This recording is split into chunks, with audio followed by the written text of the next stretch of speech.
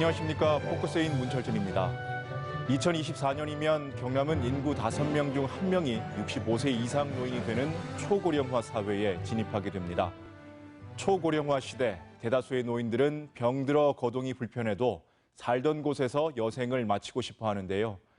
하지만 대다수 가정에선 병든 노인을 돌볼 사람이 없어서 요양병원이나 요양원에 입원시키고 있습니다. 이 때문에 노인 돌봄에 대한 불안이 가중되고 사회보장제도의 지속 가능성도 위협받고 있는데요. 정부에선 이런 문제를 해결하기 위해 올해 1월 지역사회 통합 돌봄 사업 계획을 발표했고 경상남도에서도 시범 운영되고 있습니다. 병원과 시설이 노인을 보살피는 현행 체계를 지역사회가 돌보는 방식으로 바꾸는 것이 핵심인데요. 오늘 포커스인에선 초고령화 시대 경남형 노인 돌봄은 어떤 방향으로 가야 할지 이야기 나누어 보겠습니다.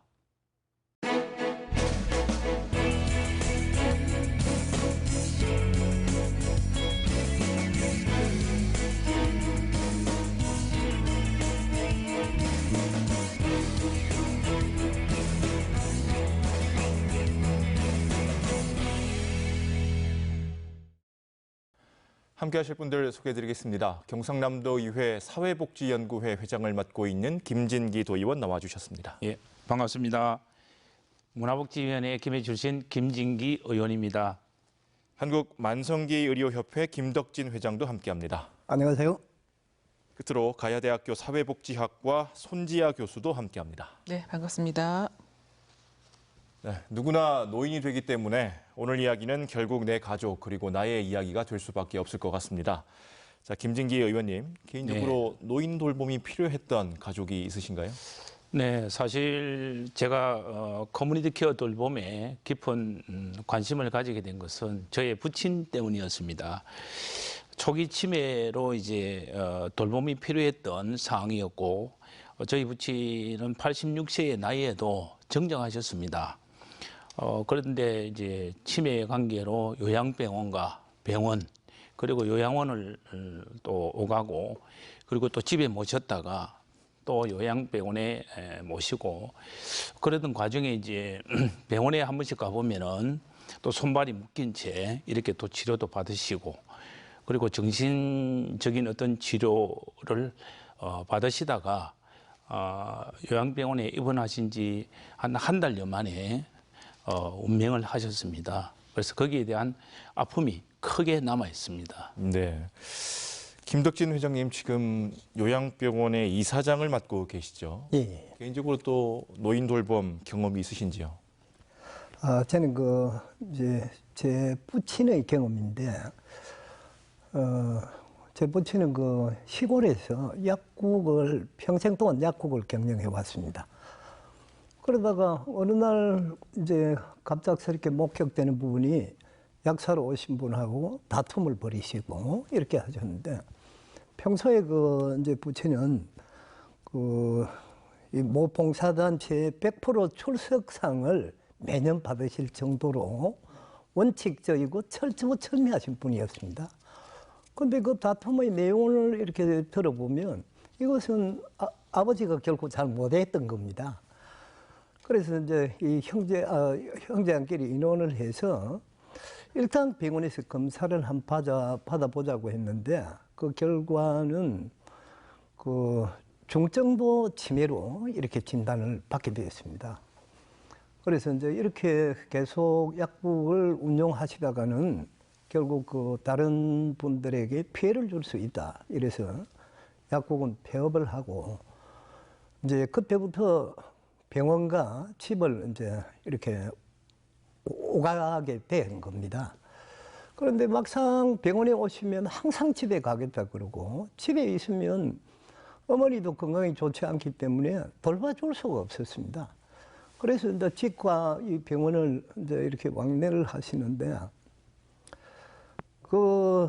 이 집에 병원에 입원을 하면 집에 가겠다 그러고 집에 있으면 화도 내고 누가 수발해 줄 사람이 없는 겁니다. 예. 제가 이제 경험을 하고 느꼈던 것이 정말 이 치매 환자에 대해서 부양 가족들의 어려움은 엄청나구나 하는 그런 생각을 가졌고 어머니도 그 곧이어서 또 치매 증상을 앓게 되셔가지고 이제 그러다가 또 낙상 사고가 일어나서 골절이 생겼고 그래서 이제 수술을 하고 했는데 또 이제 이 낙상 사고가 났습니다. 또 골절을 입었죠. 그래서 이제 부산에 있는 뭐 대학병원에 이제 수술을 받고 입원을 해 계시는데 중환자실에 면회를 가보니까 손발이 다 묶여 있는 겁니다. 그래서 이제 중환자실에 호수를 꽂고 하니까 이해를 했는데 일정하게 회복이 돼서 그 일반 병실로 왔습니다. 그 이제 개인 간병을 갖다 붙여서 일반 병실로 왔는데 그때도 사지를 묶어 놓는 겁니다. 그러나 이거는 아닌 것 같다. 이 도대체 이런 이 간병을 하는 분이 있는데도 불구하고 그렇게 있는데 가끔씩 이제 이렇게 면회를 가면 애처로운 눈초리로 그 엄마의 시선을 갖다 볼 수 있었습니다. 그래서 제가 그런 경험을 통해서 기억은 잃어버려도 인생을 잃어버린 것이 아니다. 라는 이제 슬로건을 설정하게 되었습니다. 그래서 저희들 이 병동을, 치매 병동은 그걸 준해서 저희들이 운영을 하는 그런 계기가 됐더랬습니다. 네. 손주아 교수님은 어떠십니까? 네, 저는 지난 여름에 저희 어머니가 큰 허리 수술 후에 요양병원에 이제 요양차 회복기 이제 입원을 하셨습니다. 근데 이제 이 같은 병실에 있는 이제 할머니 몇 분들이 이런 과정을 거치면서 지금 회복기에 요양병원을 이용하고 계신데 회복이 되더라도 나는 집으로 돌아가지 않겠다. 이런 말씀들을 이제 많이 하시더라고요. 그래서 왜 돌아가시지 않으시려고 합니까? 이렇게 이제 제가 여쭤보니까 집에 가도 어차피 혼자고 그리고 이제 밥도 삼시세끼를 내가 다 해먹는 것도 너무 힘들고 그리고 이제 시설도 병원이 더 깨끗하고 좋다. 다만 이제 요양병원은 같이 말동무할 사람들이 많지 않아서 심심하기는 하지만 그래도 있을 수 있을 만큼 요양병원에 있고 싶다. 이런 이제 말씀들을 하시더라고요. 제가 그런 분들한테 동네로 돌아가시면 이제 필요한 서비스를 이제 받으실 수 있다라고 자신 있게 말씀을 못 드렸거든요. 그래서 오늘 저희가 이제 같이 논의하게 될 이제 경남형 뭐 커뮤니티 케어 이런 사업들이 좀 정착이 된다면 그런 분들이 안심하고 동네로 돌아가실 수 있지 않을까 싶습니다. 네.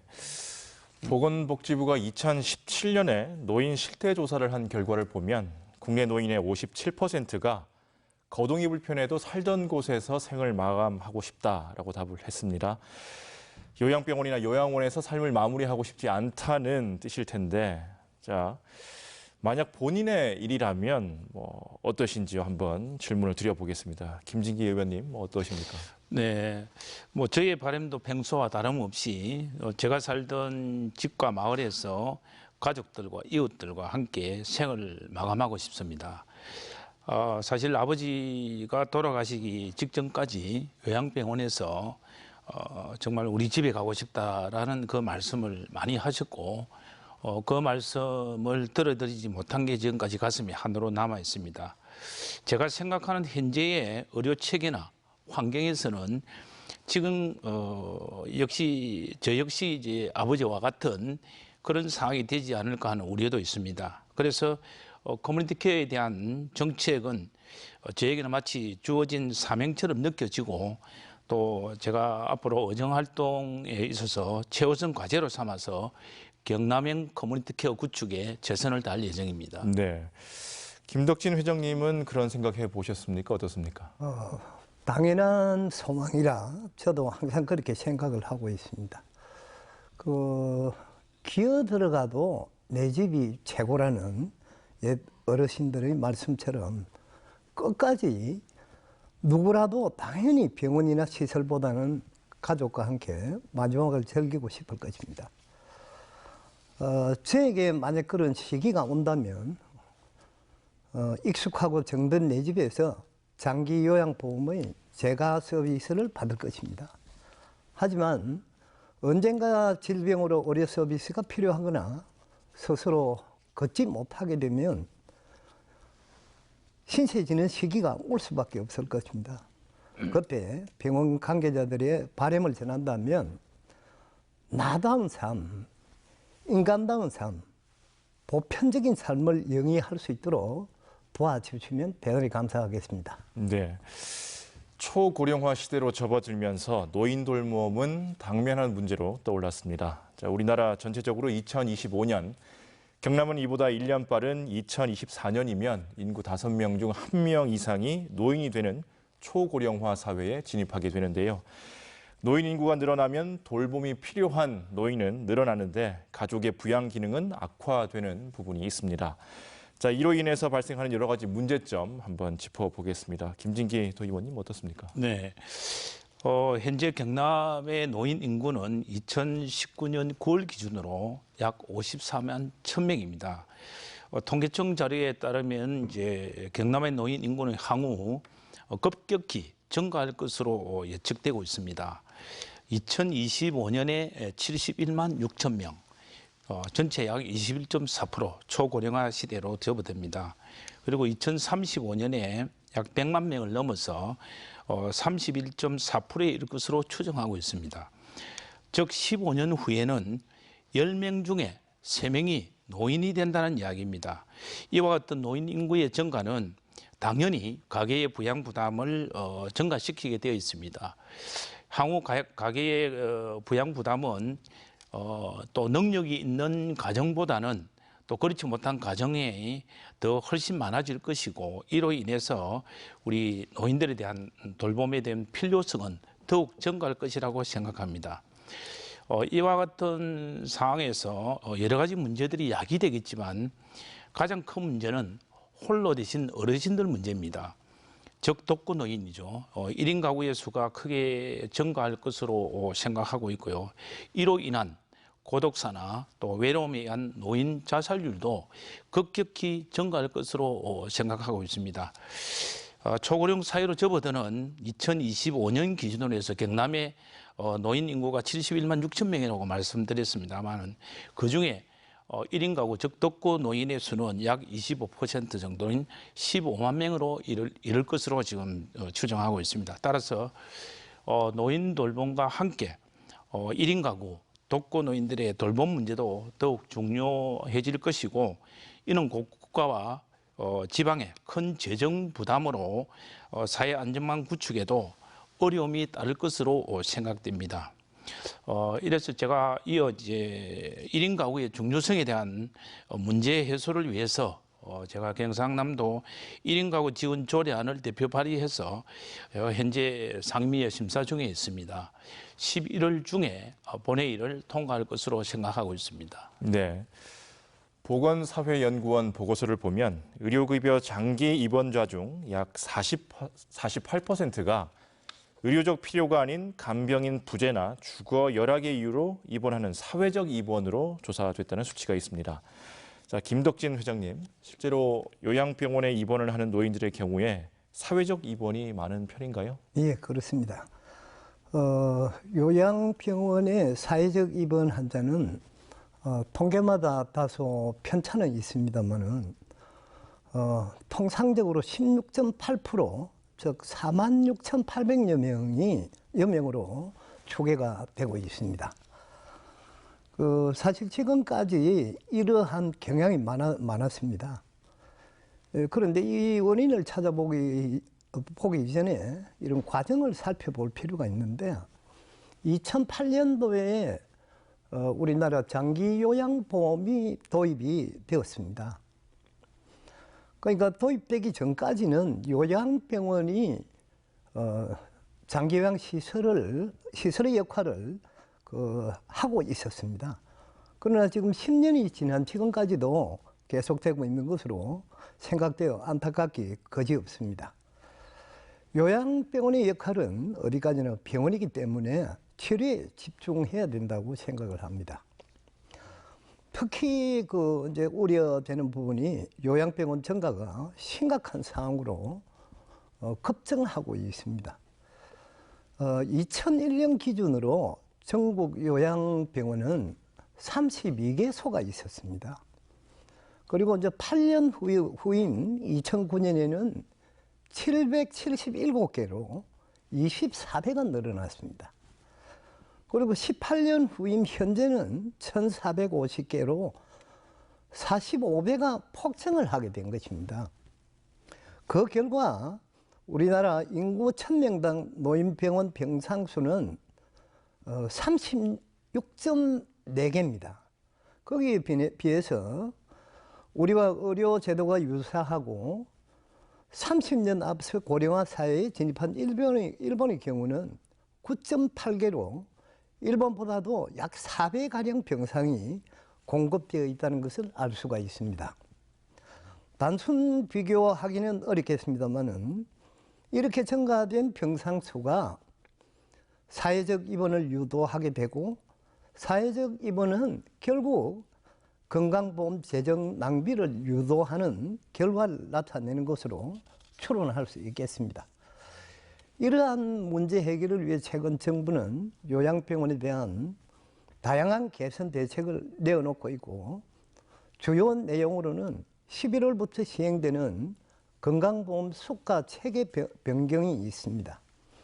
이제 경증 환자는 수가를 인하하고 중증 환자는 수가를 올려서 병원이 합리적인 환자 유치를 할 수 있도록 하고 그다음 본인 부담 상한제 등 6개 기준을 강화를 하게 되고 또 다른 한편으로는 요양병원 입원 환자에 대해서는 건강보험공단에 사전 신고를 하고 입원을 시킬 수 있는 입원 신고 제도도 곧 도입될 것으로 예상을 하고 있습니다.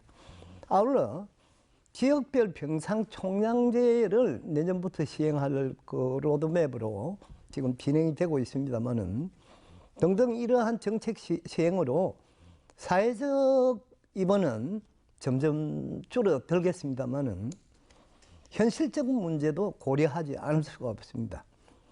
입원도 앞으로는 쉽지 않겠지만은 퇴원 후 돌아갈 곳이 마땅히 없는 이런 문제가 발생되게 됩니다. 예를 들어 환자가 뇌졸중으로 6개월 동안 재활 치료를 위해 입원을 하고 집으로 돌아가려 하는데 가정 사정에 의해서 돌아갈 수 없든지 장애가 남았는데도 집으로 가도 생활이 불가능해진다는 것입니다. 또 손잡이가 없고 턱이 있어 타인의 도움을 받지 않으면 일상생활 동작을 이뤄낼 수 없는 그런 문제가 생기질 겁니다. 이런 분들을 위하여 시설 인프라 확충과 주택 개보수 사업 등에 대한 사회적 공론화가 필요하지 않을까 이렇게 생각을 합니다. 네. 결국 이렇게 사회적 입원이 증가하면서 우리 사회가 겪게 되는 여러 가지 문제점들이 있을 것 같은데요. 손지아 교수님 어떻습니까? 네, 방금 회장님도 이제 말씀을 하셨는데요. 저는 크게 세 가지로 좀 말씀을 드리겠습니다.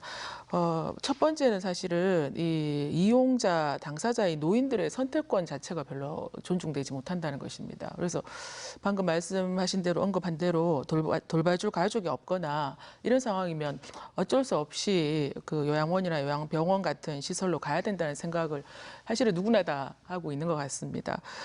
근데 만약에 자신의 집에서 이렇게 머물면서 이런 필요한 도움을 받을 수 있다면 선택이 좀 달라지지 않을까 싶습니다. 그래서 보다 많은 선택을 할 수 있도록 우리 제도가 좀 바뀌어야 되지 않나 싶습니다. 그리고 이제 또 하나는 자료에 의하면 우리나라 노인분들이 돌아가시기 전에 평균적으로 뭐 길게는 10년 가까이 계신 분도 계시지만 한 2년 정도 요양원이나 요양병원에서 생활하시고 임종을 맞이하신다 이렇게 이제 보고가 되고 있습니다. 그리고 OECD 국가 중에서도 우리나라 노인분들이 그 시설에서 임종하는 그 비율이 압도적으로 이제 높게 나오고 있습니다. 그래서 뭐 이런 분위기 속에서 사실은 한번 입원을 그게 사회적 입원을 한다 하더라도 하게 되면 퇴원을 진행하기가 굉장히 어렵게 됩니다. 그래서 어르신 노인분들도 한번 들어가면 나올 수 없다라는 이런 생각을 많이 하시는데 이런 문제들에 대해서는 사실 요양병원이나 요양원에서도 적극적인 이제 재활 프로그램 그리고 퇴원 그 프로그램 이런 것들을 좀 만들어서 실제로 퇴원이 진행될 수 있도록 하는 이런 이제 프로그램들의 발굴이 필요하다고 생각이 듭니다. 그리고 이제 마지막으로는 앞에 두 분이 언급을 하셨지만 사실은 재정적인 문제가 있습니다. 국가 재정의 낭비도 물론이지만 개인 가정마다 사실은 이런 사회적 그 입원으로 발생하는 비용들이 상당히 높다고 보실 수 있습니다. 그래서 이런 전반적으로 국가 재정의 어떤 효율적인 관리 이런 측면에서 좀 다시 좀 논의가 돼야 되지 않을까 싶습니다.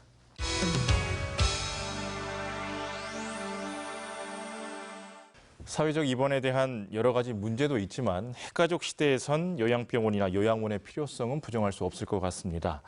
자, 김덕진 회장님, 병원이나 복지시설에서 요양을 하는 노인 비율 현재 어느 정도 됩니까? 예.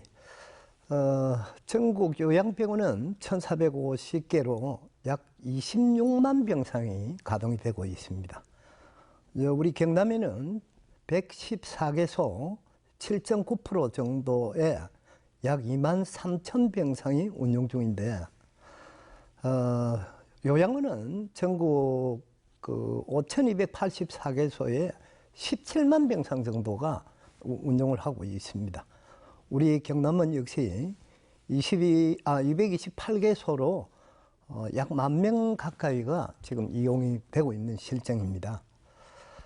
이 요양병원과 요양시설의 병상 수를 대비해 보면 전국의 요양병원은 26만 그 병상이고 요양시설은 17만 병상입니다. 그래서 비율을 따져보면 59.5% 대 40.5%가 되는 것입니다. 그런데 일본 사례를 보면 요양병원은 13.9%가 되고 요양시설은 86%가 점유를 하고 있습니다. 다시 이제 정리를 하면 일본의 요양병원과 요양시설의 병상 수는 14대 86으로 되어 있고 나타나고 있고, 우리나라는 약 6대 4 비율로 요양병원의 병상이 훨씬 많다는 것을 알 수 있습니다. 그래서 이제 이런 부작용들이 생길 수밖에 없는 근원적 문제가 여기 있다고 볼 수가 있겠습니다. 네. 자, 문제는 병원이나 시설 내에서 지내는 노인들이 개개인의 상황에 맞는 제대로 된 치료와 돌봄을 받는지일 텐데요. 요양병원 입원 환자 중에서 치료가 불필요한 환자들도 많다고 들었습니다. 자, 교수님, 이유가 무엇이고요? 어떤 문제들이 발생하고 있습니까? 예, 일반적으로 우리가 알기로는 이제 요양병원은 치료의 목적으로, 그리고 이제 요양원 같은 요양시설은 돌봄을 목적으로 이제 구분해서 운영하고 있습니다만은, 사실 시민들은 그런 구분들이 약간 이제 좀 어색한 부분이 있는 것 같습니다. 그래서 이 요양병원은 사실 또 누구나 입원할 수 있는, 입원의 그 입소 자격이 정해져 있는 그 요양시설하고는 다르게 원하기만 하면 입원을 할 수가 있기 때문에 진입 장벽이 굉장히 낮습니다. 그리고 당장은 의료적 치료가 필요가 없지만 그 가족들이 보기에는 이제 노인분들을 의료진이 있는 요양병원에 이제 모시기를 한국적 상황에서는 좀 더 이제 원하시는 것 같습니다. 그리고 또 한편으로는 이제 그 전반적으로 요양원보다는 요양병원이 어떤 심리적인 거리감 이런 것들도 아직까지는 이제 더 낮다고 생각을 합니다. 그래서 이런 이제 여러 가지 상황으로 요양병원이 많아지고 또 요양병원을 선호하다 보니까 뉴스에 자주 등장하는 그 전문 인력을 기준대로 고용하지 않은 이른바 이제 사무장 병원, 이제 이런 병원들도 많이 생기고, 그리고 최근 들어서 사실은 화재가 자주 일어나고 전국적으로 이제 화재로 인해서 여러 가지 문제들이 발생을 하고 있습니다. 이런 시설의 부실한 시설의 문제 이런 부분들도 있고, 또 사실은 또 한편으로는 높은 의료 비용의 발생 이런 것들이 문제라고 할 수가 있습니다. 네. 또 요양병원과 요양원에서 대표적으로 서비스의 질을 떨어뜨리는 간병 시스템을 개편해야 한다는 의견들도 많습니다. 자, 교수님, 이건 어떤 문제들이 있습니까? 네, 일단 요양병원은 그 간병 서비스가 제도화되지 않아서 개인적으로 이제 간병인을 이제 아마 다들 경험이 있으실 겁니다. 간병인을 고용해야 하는데 이 간병비 본인 부담이 사실은 굉장히 크죠. 그래서 일반적으로 요양병원에서 이제 신체 기능 저하고는 가장 이제 낮은 등급입니다. 이렇게 이제 판정이 됐을 때 입원비가 한 80만 원 정도, 간병비가 한 20만 원에서 50만 원 정도, 상황에 따라 다릅니다만은, 그리고 또 재활 치료 같은 경우에는 건당 이렇게 해서 한 달에 한 20만 원 정도 해서 전체 비용이 한 120만 원 정도가 이제 발생을 하게 됩니다. 그래서 이런 이제 비용 발생이 굉장히 부담스러운 부분이 있고요. 그리고 또 한편으로는 이제 이 간병인이 요양원처럼 요양보호사 자격이 있는 분들을 꼭 요구하는 게 아닙니다. 그래서 특별한 자격 기준이 없고, 그리고 전문적인 교육 과정 같은 부분이 아직 적극적으로 개발되지 못해서 이제 이런 부분이 어려움들이 있다고 이제 볼 수가 있습니다. 그리고 조금 더 말씀을 드리면 요양원 같은 경우에는 기준이 이제 노인 2.5명당 이제 요양보호사가 1명 있어야 됩니다. 이제 보통 이제 이 기준으로 이제 요양보호사를 채용을 하는데 휴일 근무도 있고 이제 교대 근무도 있고 이렇게 해서 실제로 요양보호사 이제 1인이 노인을 돌보는 수가 한 4명에서 5분 정도가 되십니다. 그러다 보니까 사실은 우리가 한 분 모시기도 굉장히 힘든데 이제 어려운 부분들이 굉장히 많습니다. 그리고 이제 요양보호사의 그 근로 상황이나 이런 부분들이 그다지 우리 사회에서 좋지 않기 때문에 중장년에 이제 여성 노동력이 많이 진입이 됩니다. 그래서 이제 사실은 힘을 쓰는 이제 남성 노동자도 필요하고 그리고 이제 젊은 인력들도 좀 필요한데 이런 분들의 이제 유입을 이제 좀 활성화시키기 위해서는 전반적인 처우 개선 이런 부분들도 필요하다고 생각됩니다. 네. 결국 병원이나 시설이 본래 기능과 역할에 충실한 장소로 거듭나기 위한 어떤 조치가 필요할 것 같은데요. 자, 김덕진 회장님, 앞으로 어떤 노력들이 좀 더 필요할 것으로 보이십니까? 지금 이제 요양원과 요양병원의 배상군이 혼재되어 있는 것은 사실입니다. 그래서 이제 요양병원도 의료 기능에 충실하지 못하면 퇴출될 수밖에 없는 정책들이 앞서 소개드린 바와 같이 내달부터 시작해서 쭉 이어지게 됩니다. 결국 요양병원 공급자, 요양병원도 이 지각 변동이 불가피할 수밖에 없습니다. 따라서 앞으로는 노인 의료복지 시스템이 병원 완결형이었다면 앞으로는 지역 완결형으로 전환되어야 되지 않을까 이렇게 생각을 하고 있습니다. 네. 서 의원님, 네. 이 부분에서 어떤 생각하고 계신지요? 저는 우선 개인적으로 그 요양병원과 요양시설에 대한 서로의 역할과 기능이 재정립되어야 될 필요가 있다고 생각을 합니다. 이전까지는 이제 급성기에서 만성기로 전달 체계라면은 이제는 급성기에서 회복기 그리고 만성기의 그 의료 전달 체계로 전환되고 정착되어야 되고 이런 어떤 기능의 미정립으로 인해서 체계적인 관리가 되지 못하고 있는 게 아닌가 그렇게 생각을 하고 있습니다. 따라서 요양병원의 기능적 역할을 지역사회로 복귀를 위한 재활 전문 요양기관으로서의 전환도 필요할 것이고 그리고 병원 기능을 유지하는 유지기 재활병원으로서의 기능도 필요할 것이고 또 일본처럼 생활입원 병동으로서의 방향에 대한 기능 전환도 필요하다. 그리고 재활이 없는 요양병원은 사실 이 부분들이 사회적 입원에 대한 어떤 중요한 양산소라고 말씀들을 하는데 이런 부분들은 아예 요양시설로 전환하는 어떤 이런 부분에 있어서 요양병원과 요양시설의 기능 재정립이 필요하다고 봅니다. 또 사실은 이제 커뮤니티 케어의 기본 모델이 완성이 되면은 요양병원은 실질적인 의료 수가의 혜택을 받기보다는 입원 기준에 강화로 인해서 입원이 감소될 수도 있습니다.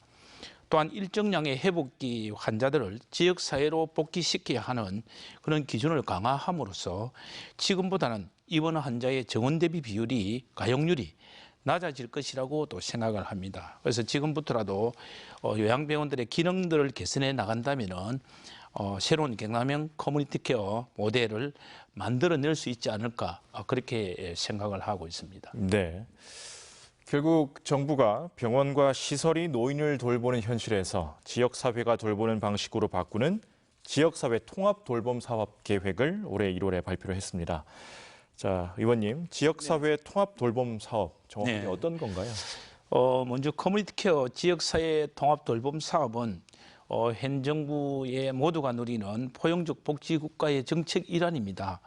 한마디로 말씀을 드린다면 나이가 들어 병이 들어도 내가 살던 곳에서 살다가 생을 마감할 수 있도록 하자는 것이 그 취지라고 생각하면 되겠습니다.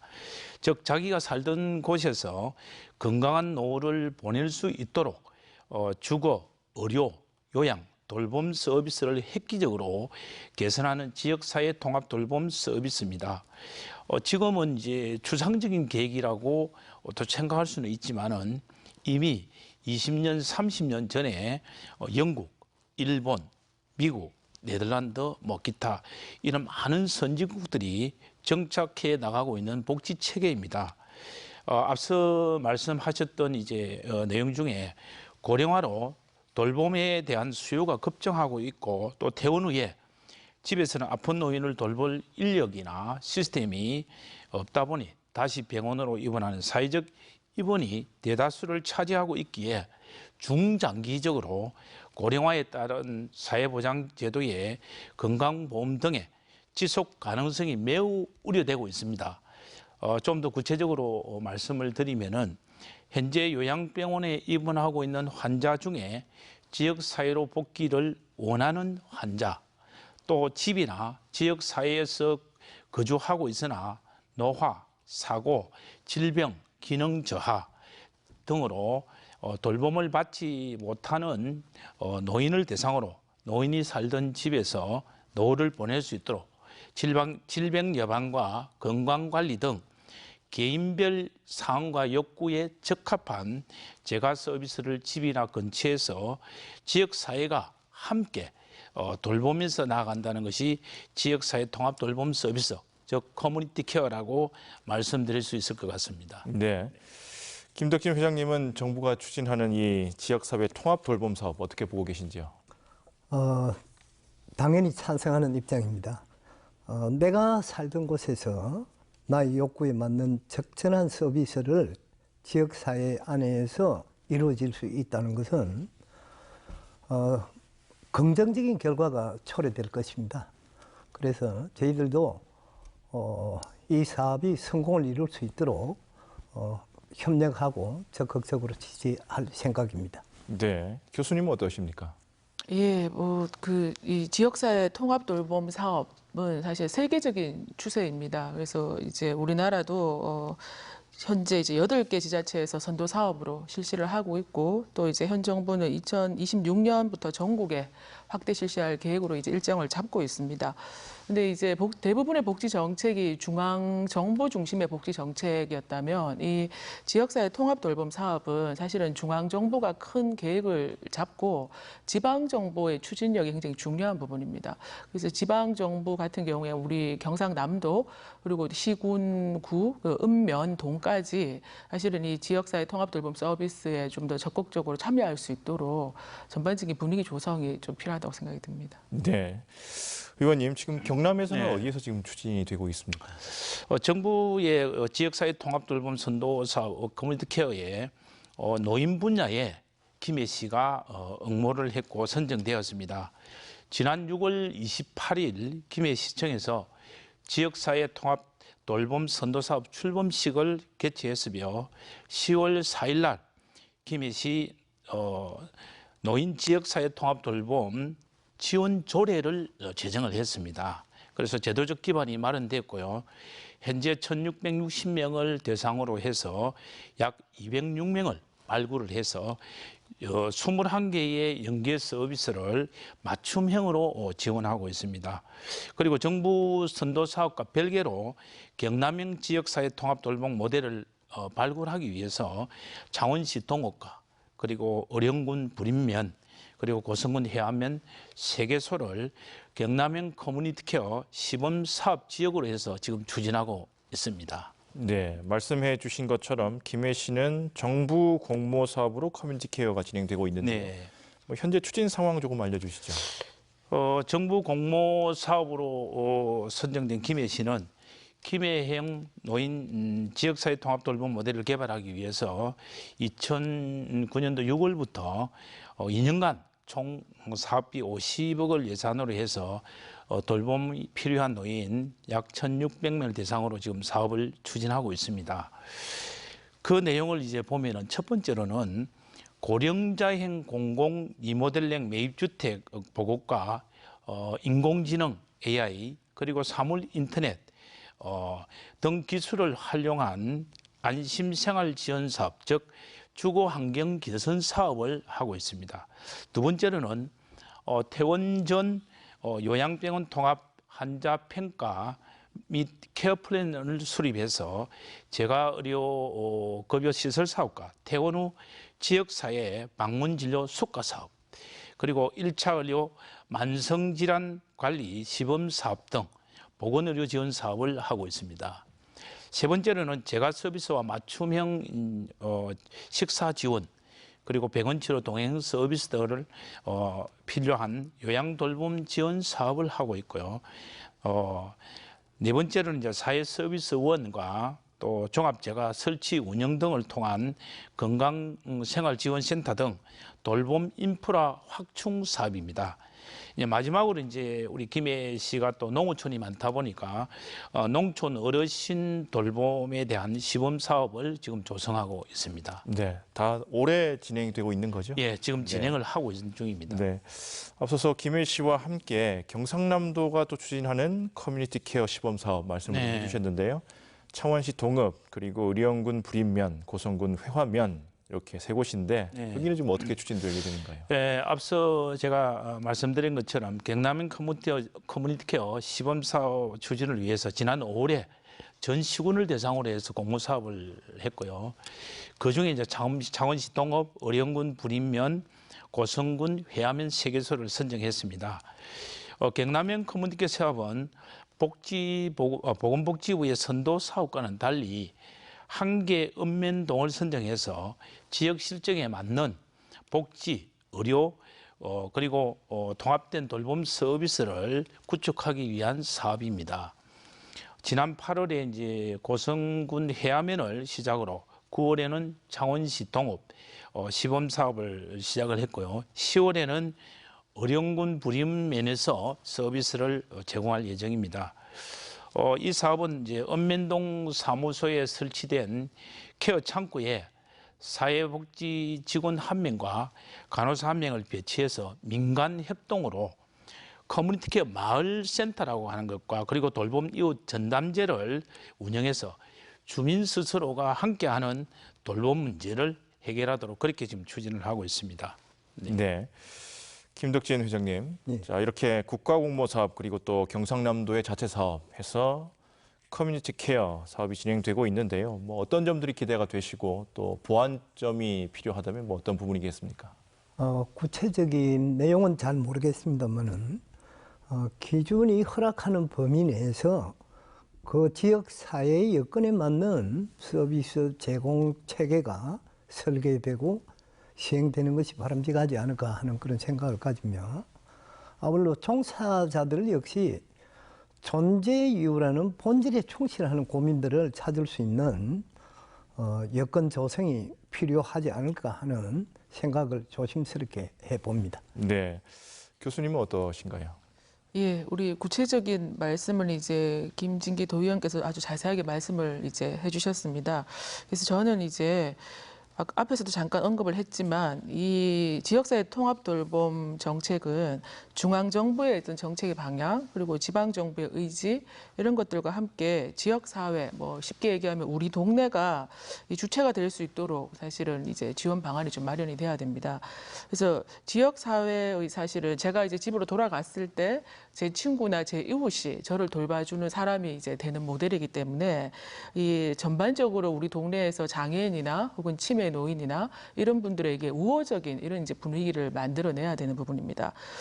사실 그 외국의 사례를 보면 지역 사회에 돌아왔지만 지역 사람으로부터 어떤 지지나 지원을 못 받아서 슬프게도 이제 고립된 자립 뭐 이런 용어들을 쓰고 있습니다. 그래서 한국 사회는 우리 또 경남의 어떤 농촌 지역 이런 데는 오래된 이제 공동체 정신 이런 것들이 있었습니다. 그래서 그런 사라진 공동체 정신을 이 기회에 다시 좀 회복해서 이 지역사회 통합 돌봄 사업이 좀 성공적으로 이루어졌으면 하는 바람입니다. 네. 오늘 노인 돌봄에 대해서 여러 가지 이야기 나눠봤습니다. 끝으로 경남형 노인 돌봄의 방향 어떻게 가면 좋을지 한 말씀씩 듣고 마치도록 하겠습니다. 도 의원님 먼저 해주시죠. 예, 저는 일단 첫 번째로 노인 통합 돌봄 사업의 체계 구축을 위해서는 중장기 로드맵을 가지고 접근해야 된다고 생각을 하고요. 그런 부분에서 법령 정비가 필요합니다. 지금 현재 국회에서 커뮤니티 케어법 제정에 대한 부분이 시급히 제도적으로 마련되어야 된다는 생각을 가지고 있고요. 거기에 따라서 각 지방자치단체도 지방자치단체의 실정에 맞는 커뮤니티 케어 조례 제정의 절차가 수반되어야 할 것으로 생각하고 있습니다.